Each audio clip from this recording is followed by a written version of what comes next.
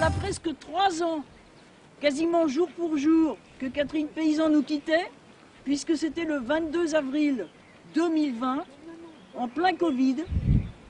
Aucun hommage n'avait pu être rendu. Voilà qui va être chose faite, et qui est déjà bien commencé. Et je félicite la municipalité pour cette jolie construction qui est vraiment tout à fait idéale, très belle, très esthétique. Je voudrais juste vous rappeler que Catherine Paysan a fait don à la commune d'un legs assez conséquent, d'un peu plus de 150 000 € et qui nous a permis, selon sa volonté, de bâtir et de construire ce si bel espace que Monique vient de saluer et que le monde entier sans doute nous enviera un jour. Cet espace représente 7000 m², pas moins, et que 71 arbres fruitiers y sont plantés selon la volonté de Catherine. Alors, prenez note. Il y a 15 poiriers, 15 pommiers, 5 cerisiers, 6 noyers, 5 figuiers, 8 châtaigniers, 3 cognaciers, 5 pruniers, 3 sorbiers domestiques et 6 cormiers dont on ne connaît pas l'origine. Mais voilà, si on compte bien, ça fait... Pas de conifères. Et pas de conifères. Pourquoi ils vont? Parce que l'environnement des conifères.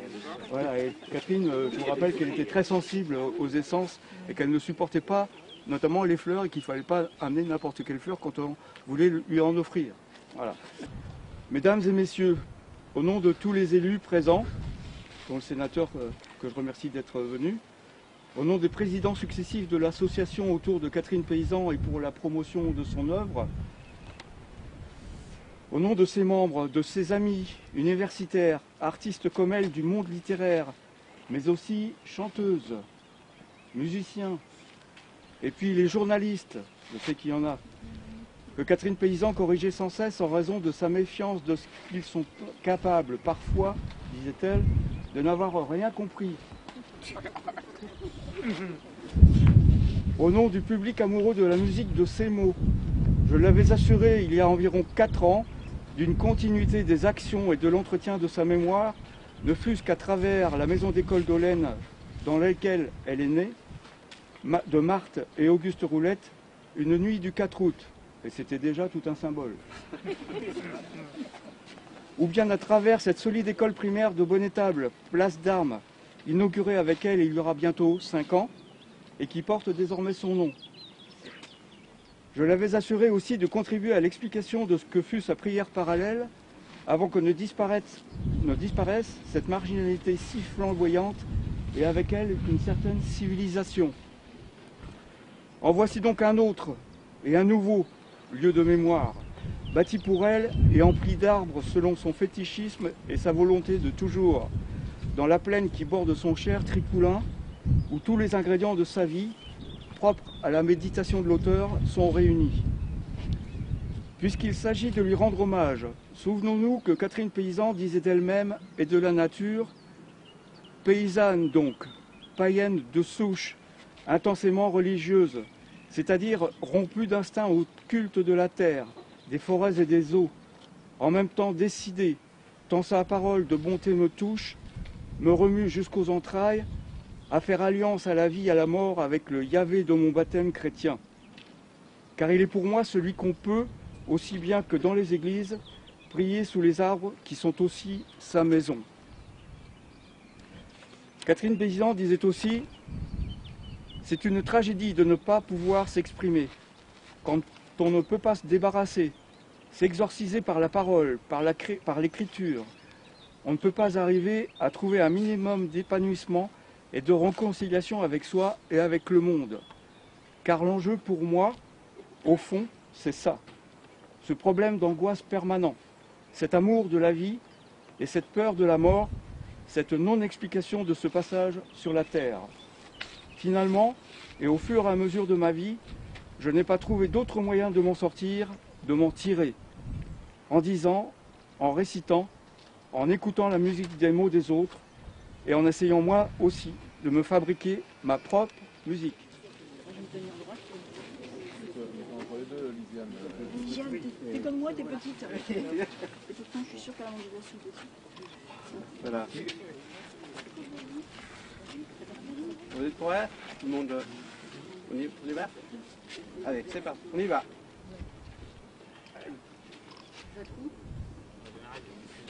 Ça coupe. Voilà. Bravo. Historien, ancien enseignant germaniste à Caen, Braunschweig, alors les Allemands pardonneront la mauvaise prononciation, Braunschweig, Paris et Montpellier, spécialiste de l'histoire franco-allemande, Rainer Riemenschneider n'a pu être parmi nous pour raison de santé. C'est en 2006 qu'il découvre l'œuvre de Catherine Paysan au travers de L'amour là-bas en Allemagne.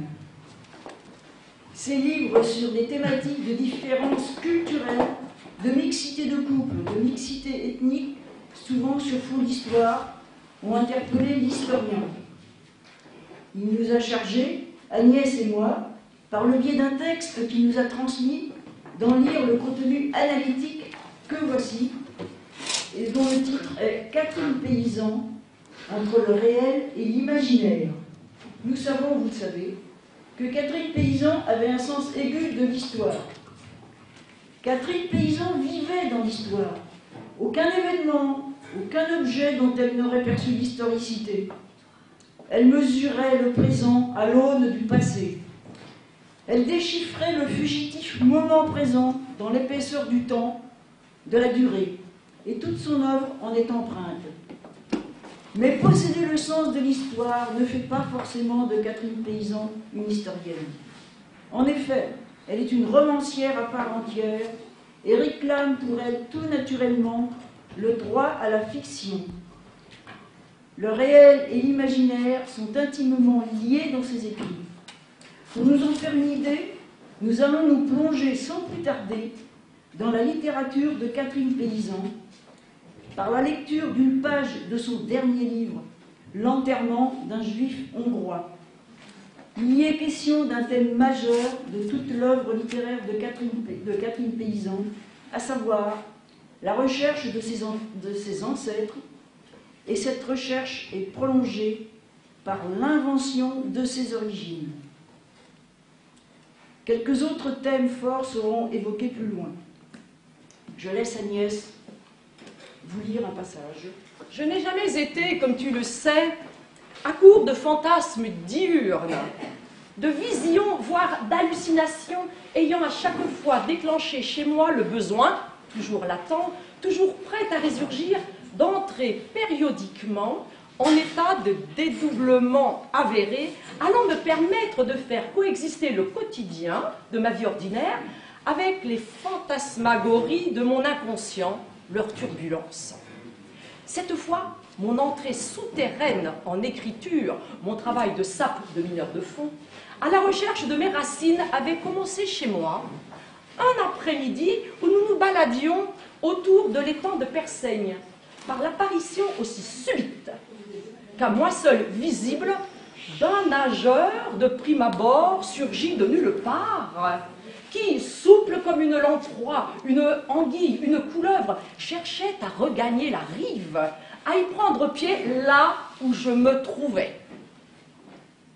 À croire que lui et moi avions quelque chose d'urgent à nous dire.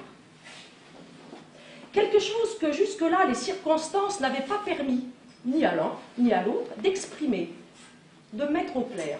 Cette fois, c'était la bonne. C'était bien lui, mon parent, l'ancêtre sacré de mon humble parentage. Je le lisais clairement dans ses sauvageries de son regard, les mêmes que les miennes, dans ce qu'elle cachait d'inquiétude, de besoin d'être aimé et d'aimer, pour tenter de neutraliser les pires violences, au fur et à mesure que, brasse après brasse, il s'approchait du bord pentu de la pièce d'eau, où je me tenais agrippé au tronc d'arbre qui me servait de garde-fou. Quand il s'y était hissé, en s'accrochant au même tronc que moi, je l'avais saisi à bras le corps, pour l'aider à ne pas perdre l'équilibre à cause de sa jambe gauche qu'il avait raide et lui rendait la marche douloureuse. Et je l'avais serré contre moi pour ne rien perdre de lui, de son histoire que, le temps d'un éclair, il m'avait livré avant de disparaître. Le thème central de cet épisode peut être qualifié de vision surnaturelle. Autre thème, une histoire de mixité ethnique et culturelle. Donc ça, c'est le Rainer qui s'explique. Très bien. Nous touchons là un autre thème majeur de l'œuvre, les couples mixtes. Le thème revient dans plusieurs de ses livres, avec des dénouements fort divers, réussis ou malheureux, à commencer par Nous autres les sonchés, Le nègre de sable, L'amour là-bas en Allemagne, le dernier livre, et l'enterrement d'un juif hongrois. Ce sont à chaque fois des récits très fins, des rapports compliqués que les couples mixtes doivent maîtriser du fait de leur appartenance à des cultures différentes, qui sont aussi source d'enrichissement mutuel. Autre thème également constitutif, les petites gens, les humbles. Donc Catherine s'est beaucoup attachée aussi à parler des humbles. Elle estimait qu'elle était issue à partir des humbles. L'œuvre littéraire de Catherine Paysan est un hommage aux petites gens. L'écrivaine se reconnaît en eux et ses recherches généalogiques dans les registres de l'état civil lui apportent la preuve que tous ses ancêtres en sont, tous pauvres, ayant dû s'expatrier dans les grandes villes, tous domestiques de leur état. Je suis née de petite extrace, et c'est bien ainsi. Alors extrace, extraction, j'ai cherché. Écrit-elle dans Comme l'or d'un anneau. L'auteur tire une fierté quasi naturelle du fait de faire partie des humbles, et ce n'est pas par un hasard que tous les protagonistes de ces livres sont des petites gens. Les petites gens subissent la grande histoire et ne la font pas. Ils en sont plutôt la matière, le matériau, malléable et corvéable dans la main des puissants. Les gares sont aussi un de ces thèmes de prédilection. Avec la gare de l'Est à Paris, nous sommes à la fois au départ vers et à l'arrivée de l'Allemagne. L'Allemagne est quasi omniprésente dans l'œuvre de Catherine Paysan. Plus précisément, il faut parler des deux Allemagnes. Les deux Allemagnes. Dans le livre Le passage du SS, la jeune lycéenne était confrontée à une image double de l'Allemagne, celle du militarisme et de la barbarie, celle de la culture d'un pays civilisé. La première, vécue directement par la narratrice, s'exprimait dans les vociférations d'Hitler à la radio, puis dans la présence physique de l'envahisseur et occupant allemand en France de 1940 à 1944. La seconde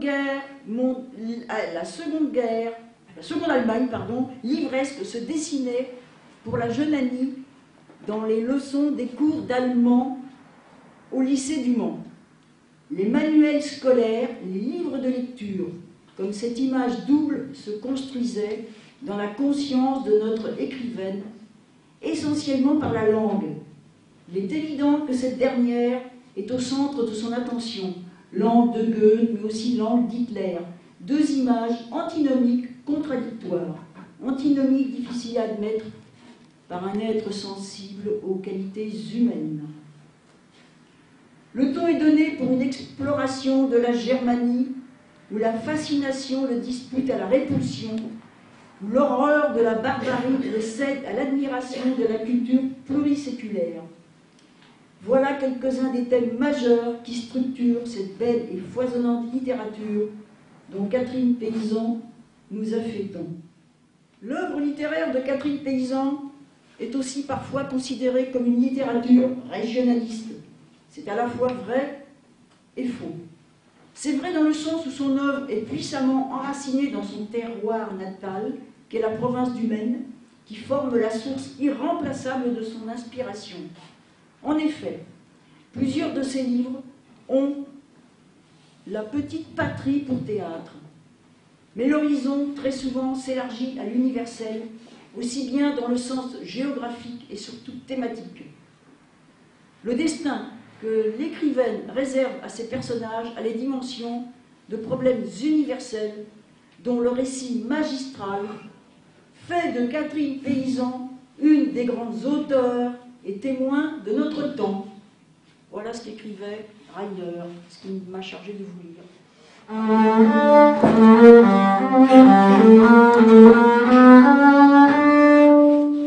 Je suis une véritable valkyrie, une val qui pleure, enfin une femme qui fait son beurre dans l'opéra Wagner. J'ai de la classe et du maintien, les héros me trouvent du chien. Bref, j'ai tout ce qu'il faut pour toucher leur cœur sous le baudrier. Je suis la Joconde de l'Allemagne profonde, la Lorelai au pied des reins, qui thésaurise l'or du Rhin dans l'opéra de Wagner. Aussi j'ai l'art et la façon de me lisser sur les pitons rocheux à l'ombre des donjons pour vous chanter Wagner. Question d'ambiance aussi pour peu que tombe le crépuscule des dieux, je fixe la mort dans les yeux et lui chante du Wagner. Je suis la Joconde de la malle profonde, la plus belle blonde du Valhalla, qui tient les guerriers dans ses bras et leur chante du Wagner.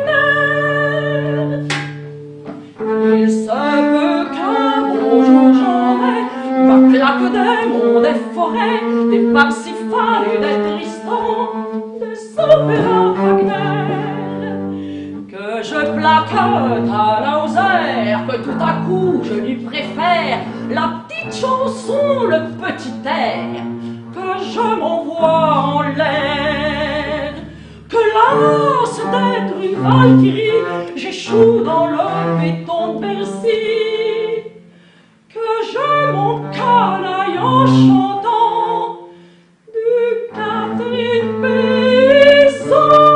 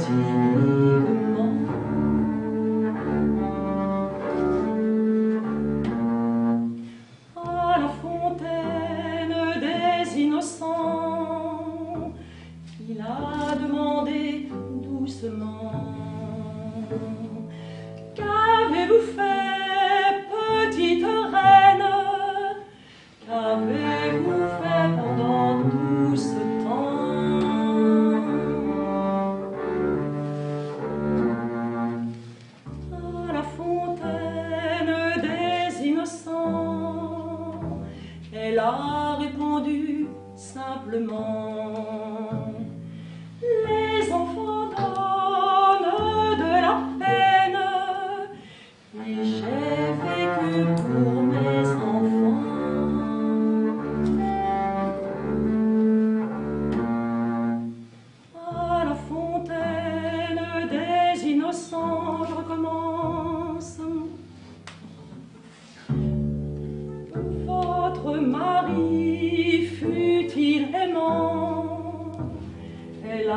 répondu souriant. Je l'aime bien, c'est mon ami, mais vous étiez mon printemps.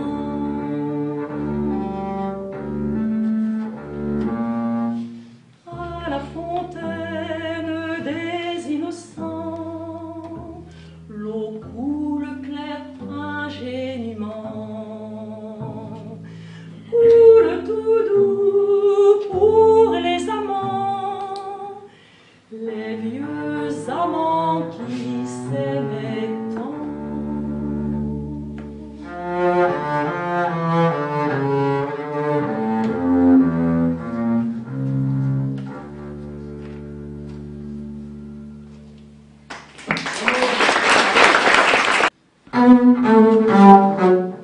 Tango d'amour, on croit glisser sur du velours, gros yeux dans les yeux enlacés, jusqu'à la pointe du soulier, jusqu'à ce qu'à la fin je glisse en piste.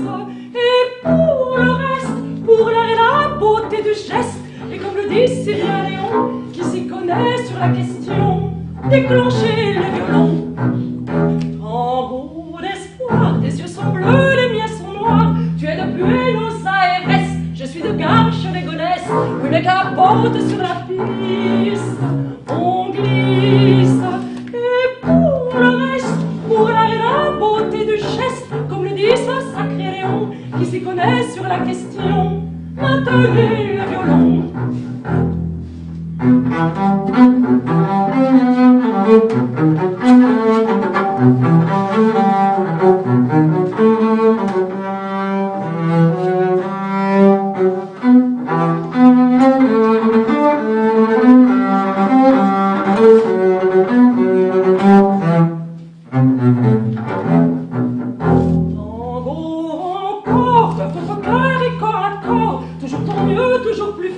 M'aimeras-tu jusqu'à la mort, jusqu'à ce qu'à la fin je glisse en piste.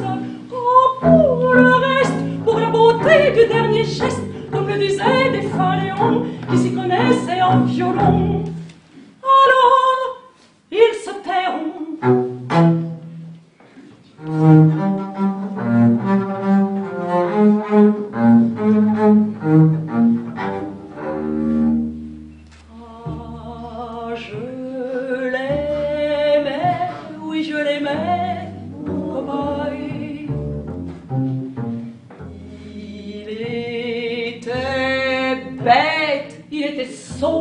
Mon cow-boy, il confondait le diable et Dieu, mon cow-boy. Il se prenait pour un héros, mon cow-boy, car il avait tous les défauts, ce sacré voleur de chevaux, qui s'enivrait comme un pourceau et se prenait pour un héros. Il se vantait, ce fils de chien, d'avoir tué beaucoup d'Indiens.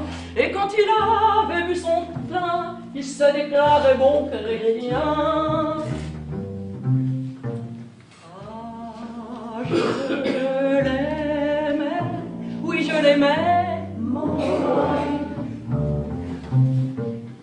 Il était bête, il était sot, il confondait le diable et Dieu, mon cow-boy. Il se perdait pour un peu d'or, mon cow-boy. Oui, mais quand il m'a rencontré, la tête à faille et lui pété, d'avoir brusquement sous la main quelqu'un qui se donnait pour rien, une fille entre seins gris qui lui tenait lieu de whisky, qui le berçait comme un enfant et qui lui parlait sentiments. Car je l'aimais, oui je l'aimais, mon cow-boy. Il était bête, il était son, mon Il confondait le diable et Dieu, mon cobaye. Il se perdait pour un peu d'or, mon cobaye. C'est vrai qu'il a beaucoup changé depuis qu'il s'est pris à m'aimer. Quand il fait jouer son surin, c'est pour la veuve et l'orphelin. Et c'est pour ça qu'en ce moment, sa tête pèse entre mes bras, que ma robe ne suffit pas pour étancher son pauvre sang. Camille est mort, on m'a tué, mon cow-boy. Un peu d'or, on a tué mon cow-boy. Et moi qui l'ai tant bercé, mon cow-boy, je sais bien qu'il est mort d'amour, mon cow-boy.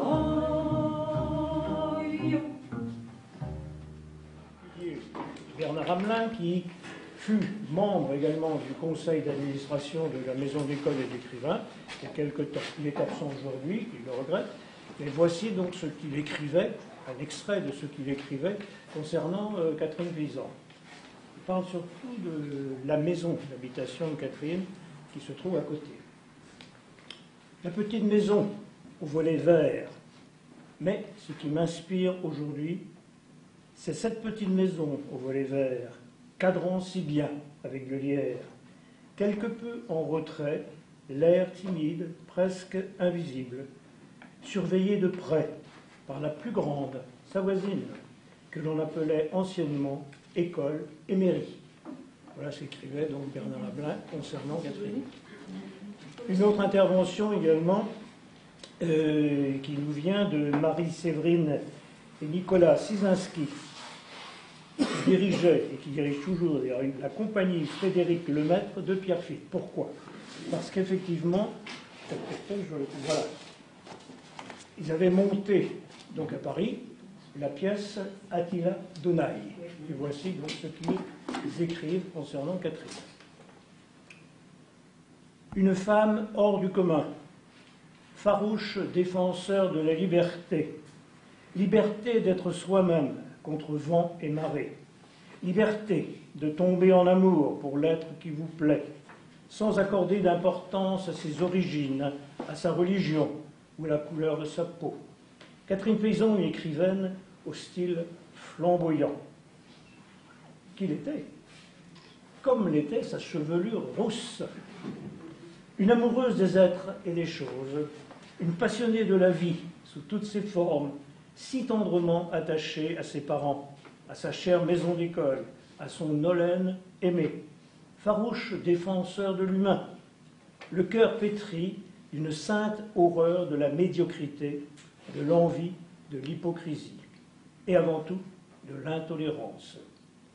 Merci à vous de nous avoir fait confiance, encouragés et soutenus dans notre désir de mettre en scène votre Attila Donaï. Merci de vous être déplacés, ainsi que votre cher Émile, pour assister à la première de votre belle pièce de théâtre. Merci pour cette affectueuse correspondance que vous avez pris le temps par la suite d'échanger avec nous depuis le jour de notre première rencontre. Vous nous manquez, cruellement. Heureusement, votre œuvre, vos romans, vos poèmes, vos chansons vous parlent toujours de vous. Je n'ai pas grand-chose à ajouter à ce qui vient d'être dit, là en particulier le texte que vous avez lu, Yvon, qui résume bien, je pense, qu'était Catherine. Moi, je voudrais juste égrener un souvenir, enfin j'en ai plein avec Catherine, évidemment, mais Agnès, vous m'avez rappelé un merveilleux souvenir que j'ai eu plusieurs fois avec Martine, mon épouse. On recevait Catherine aussi bien à Rennes qu'à Saint-Malo, et à la fin de chaque repas, je pense que beaucoup ont dû connaître ça, elle avait plaisir à chanter. Et en particulier cette dernière chanson, La complainte du cow-boy. Alors la différence avec Agnès, pour ça qu'Agnès, la prochaine fois, je pense pour être vraiment dans la peau de Catherine, il faudra que vous enleviez vos chaussures et vous chantiez pieds nus. Parce que même quand on était avec des amis qui quelquefois ne connaissaient pas Catherine, ils étaient un peu surpris à la fin du repas. Elle enlevait ses chaussures, assez bas quand même, et elle dansait pieds nus. Et moi j'ai connu 2 personnes dans ma vie qui chantaient pieds nus. C'était Sandy Shaw, une artiste anglaise, qui était une artiste de rock, et je trouvais que Catherine avait un côté très rock'n'roll. C'est le souvenir.